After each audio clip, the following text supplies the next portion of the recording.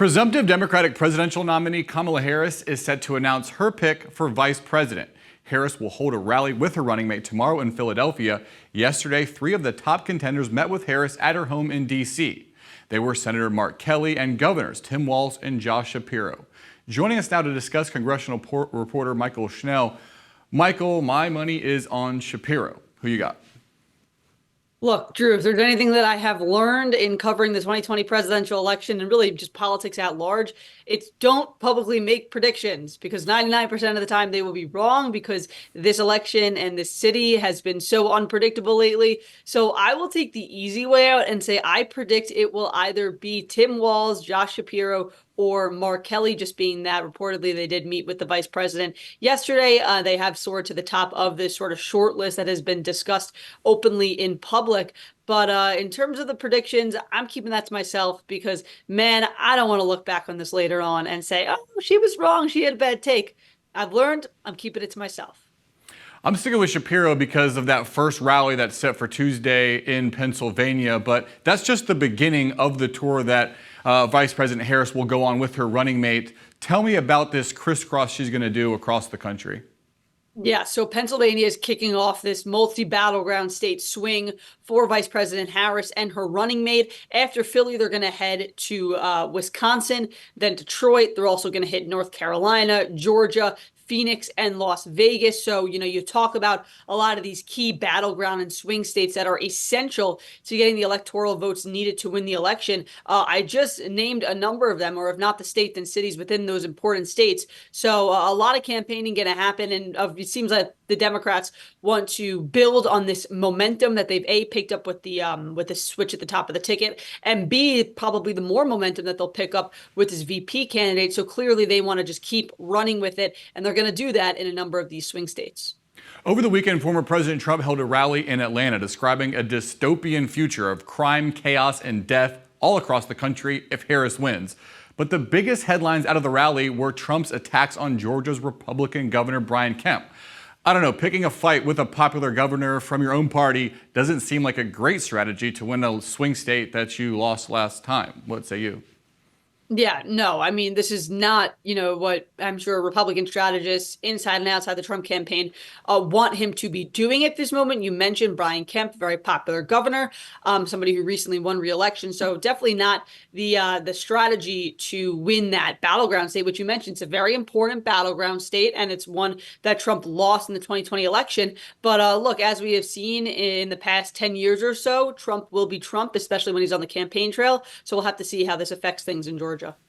The group Republicans for Harris is urging former Vice President Mike Pence to endorse Kamala Harris. The newly formed organization has 25 prominent Republicans on board, including former Trump administration officials.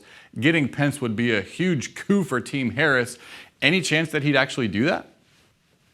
I don't think so. Look, at the end of the day, Trump and Pence did have their very public split after the January 6th. And, they have had sort of that acrimonious relationship afterwards, Pence running against Trump in the Republican primary.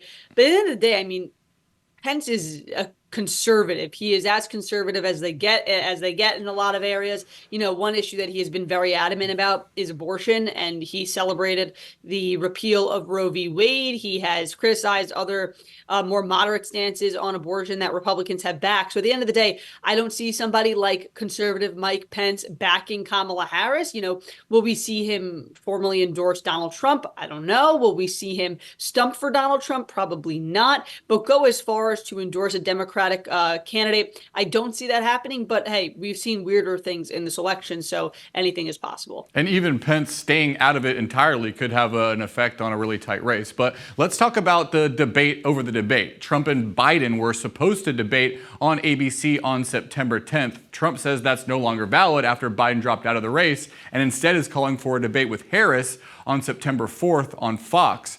What's the latest on the debate front? Yeah, right now we're still at that stalemate.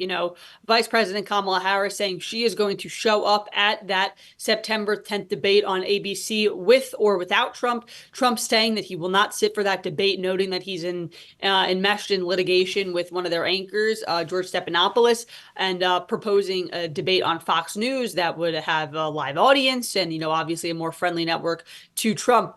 So right now we're at this stalemate. I expect that we will continue to sort of see some of this debate about the debates, different demands be made, different proposals be brought to the table.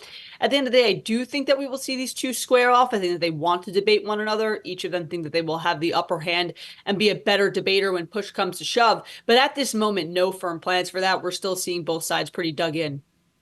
J.D. Vance's wife, Usha Vance, is defending her husband over comments he made criticizing childless cat ladies that he says run the Democratic Party. Usha Vance said what he really meant is that being a parent is hard and sometimes policy decisions can make that harder. That's not really what he said, but how is Usha Vance trying to spin it? And more importantly, have these comments done real damage to the Trump-Vance ticket, or is this just fodder for social media?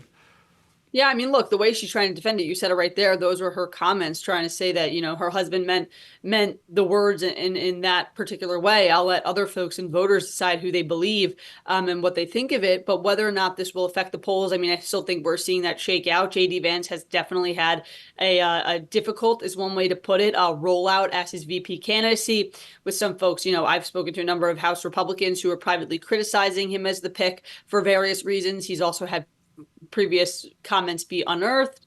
There's been some weird controversies. Whether or not they will have a real effect at the ballot box, I don't know. We'll see.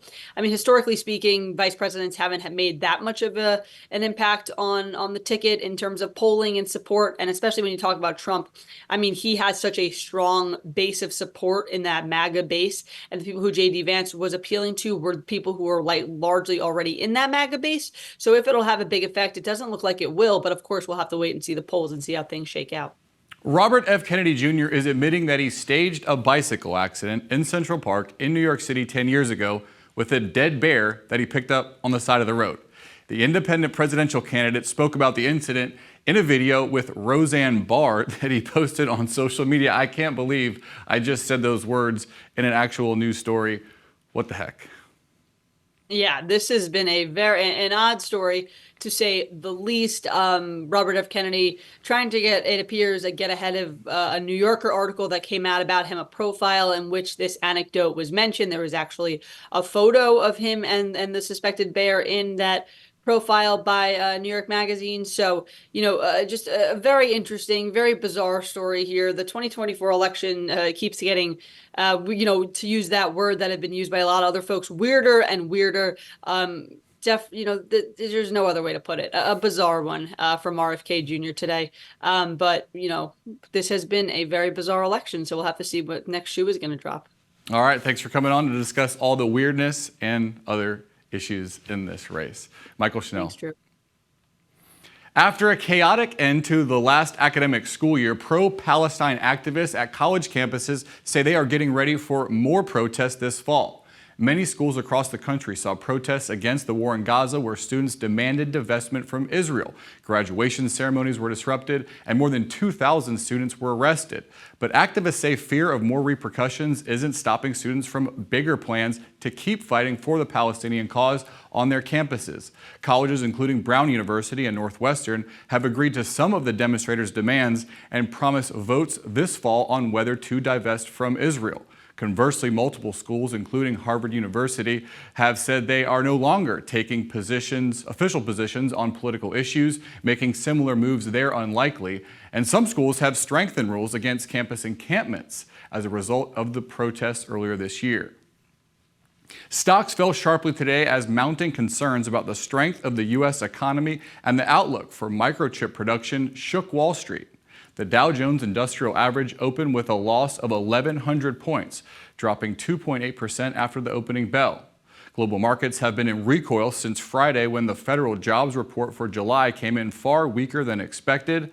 The report also followed a string of lackluster earnings reports from major companies, including chipmaker Intel, which announced plans to slash its workforce.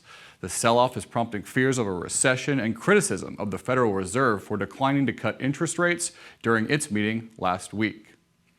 A Virginia man is facing charges for threatening online to kill Vice President Kamala Harris. Frank Carrillo was arrested Friday after law enforcement searched his account on the alternative social media platform Getter and found a series of violent threats against the vice president. Carrillo's posts targeted other public officials as well, including President Biden and FBI Director Christopher Wray, though he has not been charged in connection with those comments.